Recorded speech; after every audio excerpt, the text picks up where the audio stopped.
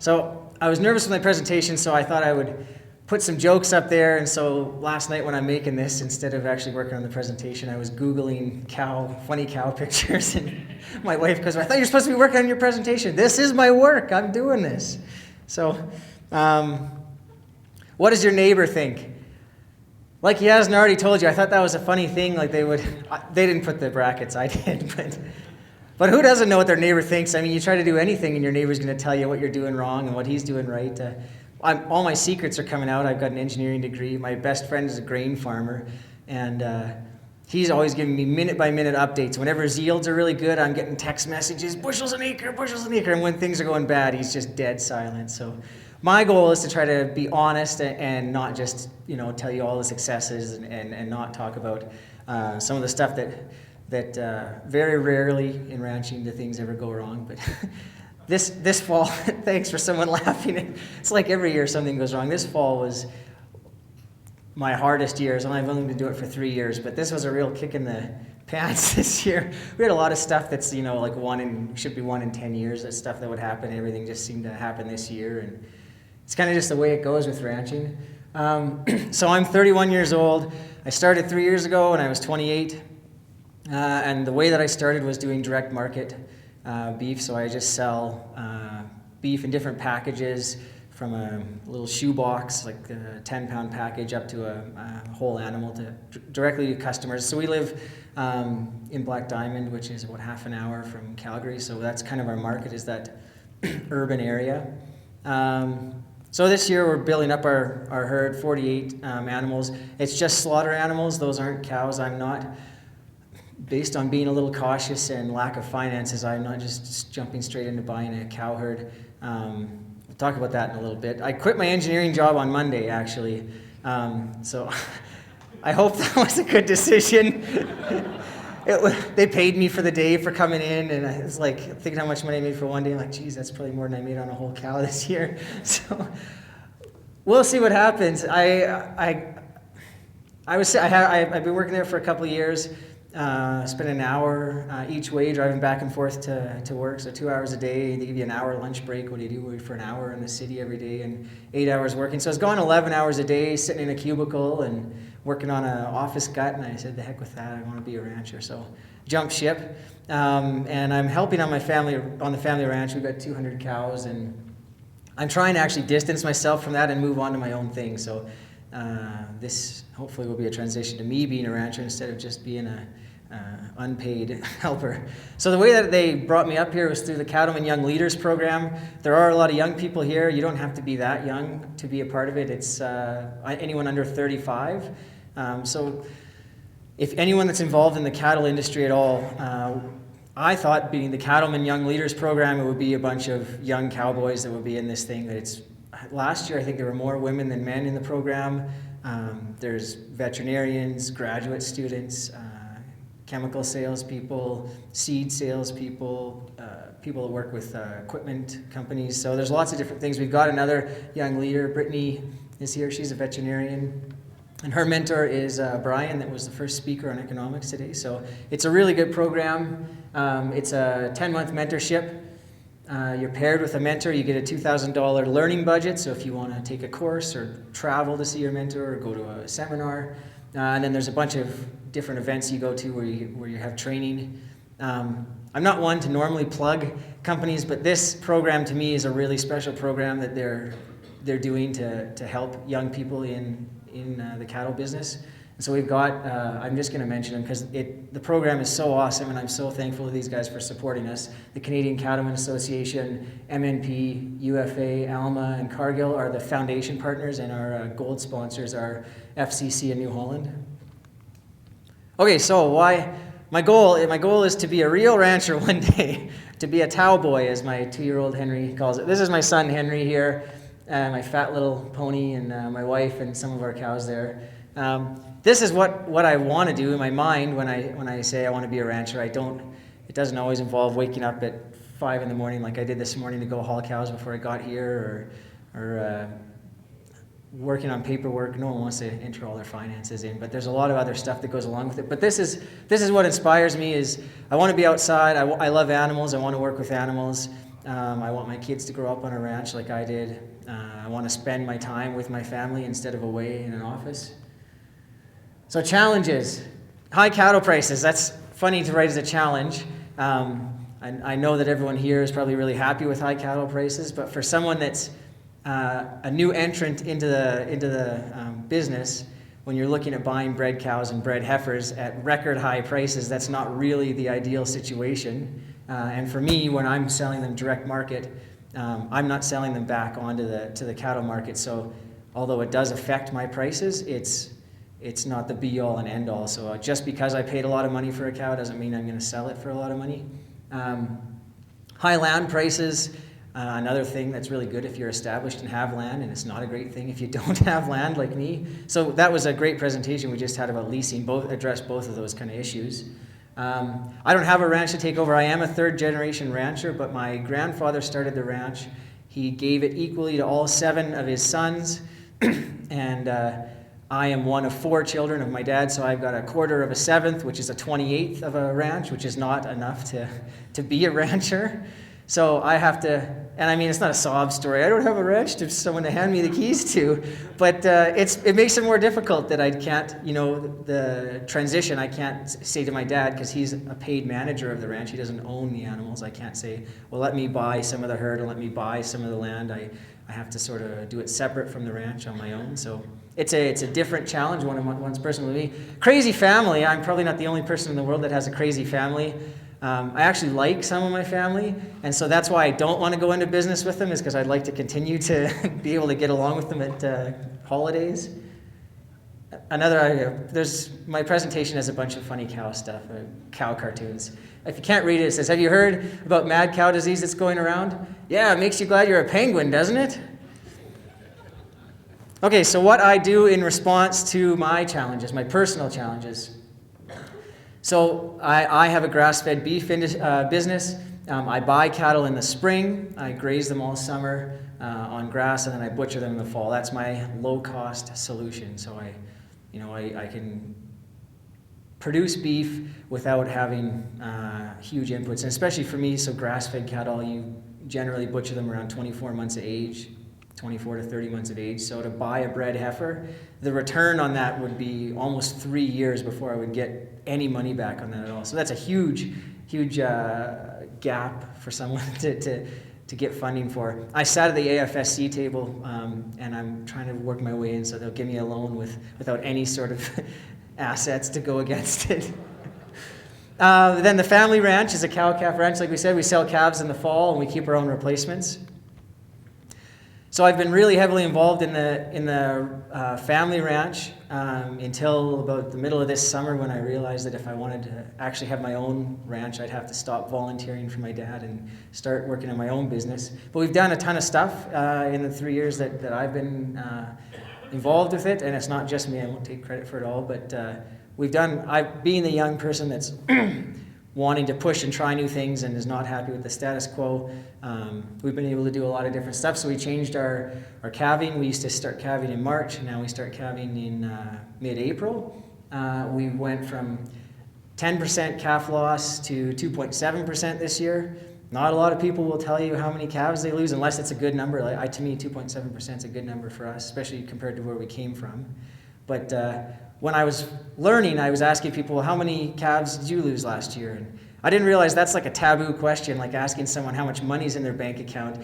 People will tell you, oh, I can't remember. Or someone will say, oh, I didn't lose any last year. How many cows did you calve out? Oh, we calved out 380. And I told that to someone else. This guy said he had like 380 calves from 380 cows. He said, there's only 2 kinds of people that have 100% calving rate, thieves and liars. So you just decide which one he is.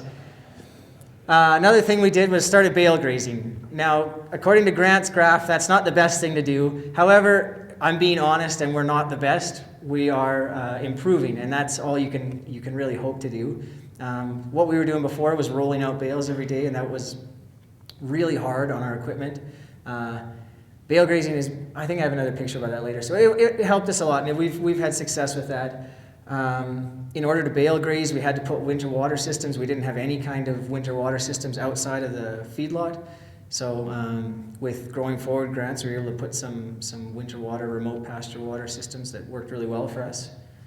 With another Growing Forward grant, we fenced off all of our ponds. So that's not something that everyone can do, especially if you have an area that's a huge ranch where you can't have a high stocking density. But we were able to do that, and I'm pretty happy with that. We divided a bunch of our pastures with high tensile electric fence. To be determined if that's a regrettable decision or not. Some people really hate high tensile electric fence. It's a pain in the ass to build, but it's a lower cost way to divide your pastures. We started using pain medication in our brandings. That was something we just did this year, and my dad really cringed when he saw how much Medicam costs, but I'm happy to do that. I think it's becoming mandatory this January for dehorning over 6 months or something like that. So we're making progress. Low stress handling. So my mentor is Dylan and Colleen Biggs. They have a ranch by Coronation, and he's in Ontario right now teaching low stress cattle handling. He's been teaching low stress handling for 20 years. So I'm trying to bring that back to the ranch, and I told one of my cousins, rather than, no one likes a know-it-all, and when you're working cattle, no one likes someone telling them constantly, oh, there's actually a better way to do that, or you're doing it wrong. So I invited my family to come with me to a cattle handling seminar about working yearlings. And the response I got was, I know how to chase yearlings, you yell, and if they don't move, you hit them. So that's what I put sometimes, and I don't know. Sometimes I just walk away, and then it's low stress for me at least. Winter feeding. I'd love to feed less than 150 days, but I'm being honest, that's what we're aiming for. I'm not embarrassed about feeding in the spring. We used to do the fresh air and sunshine approach. Cows are out on pasture. They're probably grazing. We graze that in November, and there's no grass out there, so I don't know what they're doing. They're standing out there, not milking properly and not putting pounds on those calves. So we started feeding later. We're going to start feeding hopefully after the new year, and keep feeding longer into the spring so that we don't go onto pastures and damage them too early in the year by grazing them right to the ground. I got a lot of flack this year. We started rotating really quickly, and some of my family members, one person phoned me and said, you guys just moved those cows, you just put them in there yesterday. I said, yeah, that's what we're trying to do, is just graze the top a little bit because it's just early part of spring. And he said, well, the way I was taught is you put cows in the pasture, you don't take them out till they finished all the grass in there.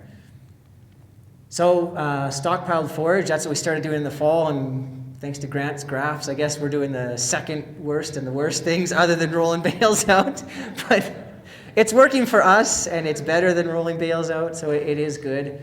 This is a picture of Farm On. If you guys don't know who Farm On is, they sort of a social media outfit. It's a non-profit that encourages young people and helps young people in farming, educational stuff. They came out and videotaped us, and it's a picture they took.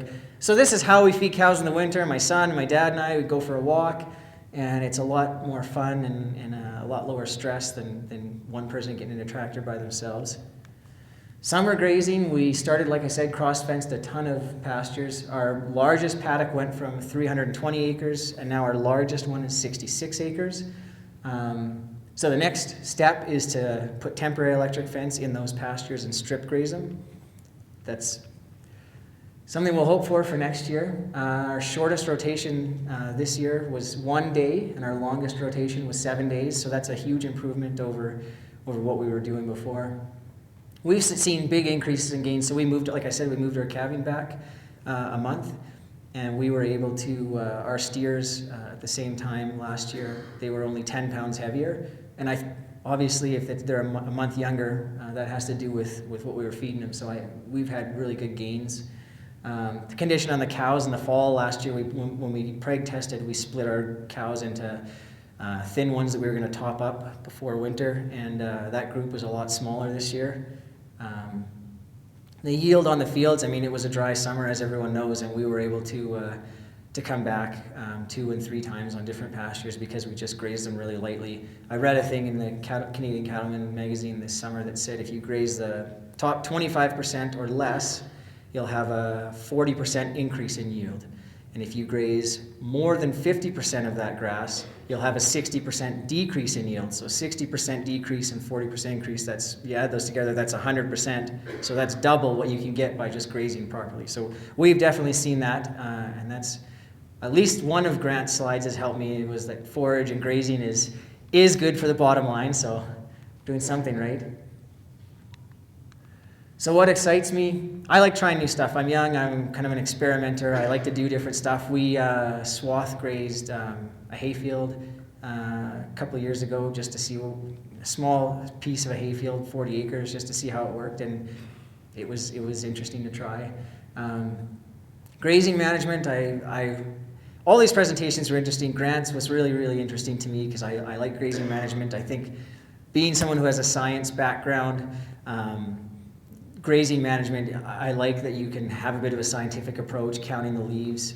My family thinks I'm absolutely nuts when I told them I was really excited because I learned about counting blades of grass on a grass plant. If it's got 4 leaves, that's maybe when you want to put it in, or you want to put it in before it gets to the 6-leaf stage, and you're counting leaves of grass? They say, you're an idiot.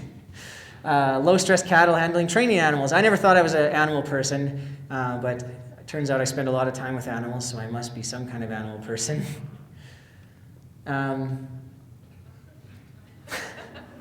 Says, beep, beep, I'm a milk truck, and go home, Bessie, you're drunk. So the future.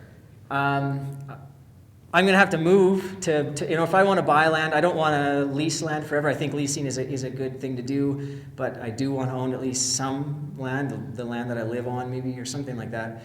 I won't be able to do that where I am, so I'm looking for areas to move to, building a herd of cows up. I forgot to talk about some of the other stuff that excites me. There's a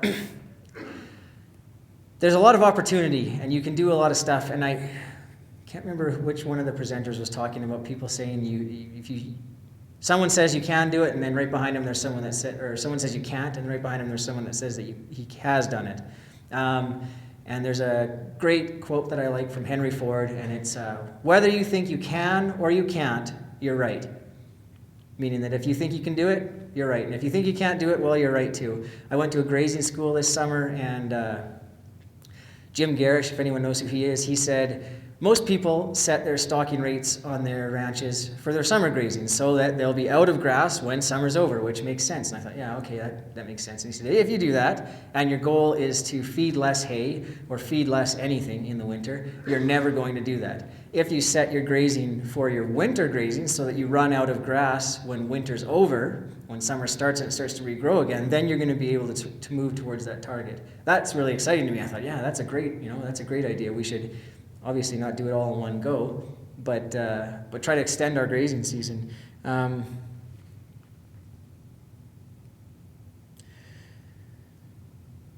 thought the social license stuff was really interesting, being that I deal with consumers, Calgary city people on a pretty regular basis, sometimes too regular. I thought that was super interesting. I think that we as a industry have some of the most passionate people about their jobs. When I worked in the construction industry as an engineer, there are people that like their jobs, but there's a lot of people collecting paychecks. I don't think that the cattle industry has the same number of people who are just punching a time clock collecting paychecks. I think that most people that are in this because they love it. I think that's an incredible blessing. So I'm really excited about that kind of stuff. I hope some people have some questions, although there's not really much to ask because I just kind of blabbered for quite a while about myself. But are there any questions? Yeah? How do you get to CYC? CYL, you just, if you Google Cattlemen Young Leaders, it'll come up on, they're accepting applications in December. I don't know, I can't remember the numbers off the top of my head, but it's competitive, but people have a decent chance at least of making it to the semifinalist round, and if you do that, we travel to all the hot spots of North America. We go to Regina, we go to Saskatoon, we go to Winnipeg, we're going to go to Edmonton. So if you want to travel and do a lot of fun stuff, that's a good thing. So it's Cattlemen Young Leaders, and I think they start accepting applications in December and January. Sorry if I insulted anyone from all those places. Yeah? Your enthusiasm is inspiring. Thanks. Yeah, thanks. I wish you the best of luck. Thanks, I probably need it. Yeah? Could you talk a little bit about how you market or how you found you're in or what's your product?